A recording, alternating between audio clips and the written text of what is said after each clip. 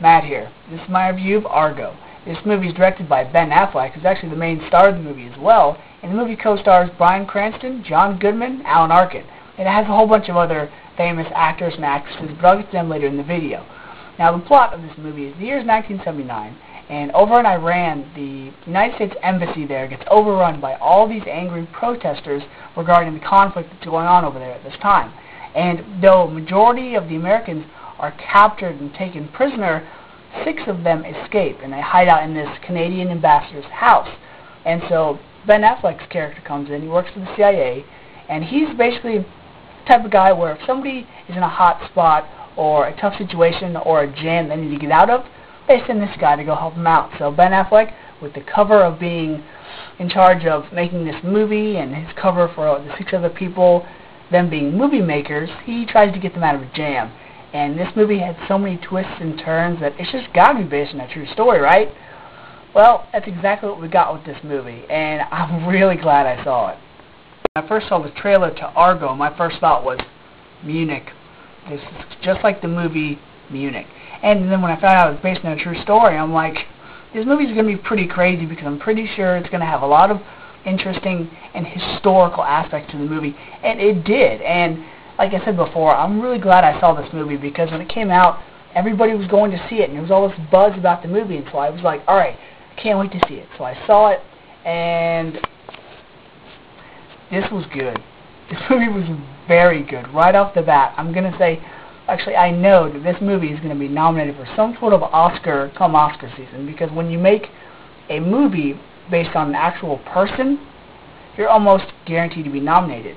But if you make a movie about a historical person that has to deal with some type of hardship, whether it's drug abuse or a physical handicap, or even if you make a movie about somebody that really lived, that did something really interesting that not a lot of people know about, it's almost in the bag that you're going to win. And so I really think this movie is going to be nominated because it had so many historical aspects to the movie. It blended not only actual archive footage, but also throughout the movie you had different news channels and news reporters and, you know, actual TV spots that were on TV at the time in this movie. So it was so believable. You actually thought you were there with them during this time period.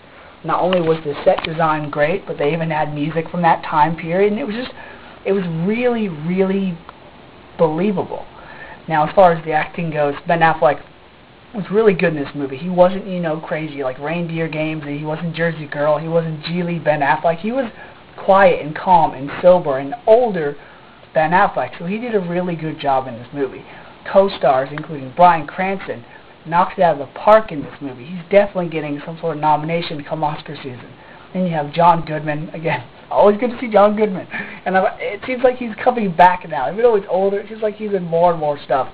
And then you have Alan Arkin. Alan Arkin, who has probably the best lines in the movie, including a running gag that now every time I hear the word Argo, well, see the movie and you understand where I'm coming from. From the minor co-stars, including Bob Gunton, who played the warden in the Shawshank Redemption, small role on his part. Even Philip Baker Hall, the guy that played the police captain in the Rush Hour movies, small role from him. And then you have a guy, cannot remember his name, he's from Slovenia or some European country, and he's in everything. He was in The Bourne Legacy this year, he's in 7 Psychopaths, I think. He was in, oh my gosh, what else is he in? He's in Tower Heist. I'll put his name here in the video, and then you Google him. And he's in so much, but he's such a good actor. So, small role from him as well. And then you have the hostages, played by actors including Tate Donovan, who's pretty good and stuff, and then Clea Duvall, who I've never really cared for, but in this movie, I was like, she did a good job. And there's a couple other actors in there. And then you have Victor Garber, who played Mr. Andrews from Titanic, the construction guy. Anyways, acting good all around. Set design, great. Music, great. Tension-filled, you bet. The last 20 minutes of this movie. It's really one of those movies where you're like, oh, are they gonna do it? Are they gonna do it? You're actually rooting for these characters. When something bad and upsetting happens, you're like, oh man, you actually feel for them. And then when there's emotional and happy times, you want to clap in the theater. And something I really liked about this movie was the attention to detail. At the end of the movie, during the credits, they have a little speech that Jimmy Carter gave about that experience. But then they also take actual pictures of the actual people that went through this ordeal, all the hostages, even some of the photographs from scenes they used in the movie, like people climbing the wall, or this woman in a Jeep with a gun. They showed actual photos of that they took and were influenced by, and then they showed you what they did in the movie right next to it. So it was just really, really cool, the attention to detail in this movie. So, because this movie was unexpectedly good, and the acting was great, and I love historical dramas, I'm rating of a 1 to a 5, I'm going to give Argo a 4.5. Why don't I give it a 5? Well, it just wasn't as fast-paced as I want it to be, but don't get me wrong. For a movie that ran a little bit over 2 hours, it didn't feel long, it didn't feel boring, it just wasn't quick enough for me, so that's why it's getting a 4.5 and not a 5.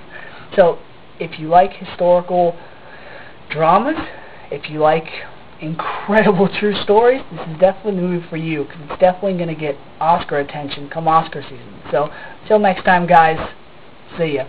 I also want to take this time out to say that I really enjoyed doing these movie reviews to you guys, and this is in fact my 100th movie review. So thank you very much for watching on YouTube, and thank you for all my friends watching on Facebook. So if you wouldn't mind, like, favorite, subscribe, and here's to 100 more. See ya.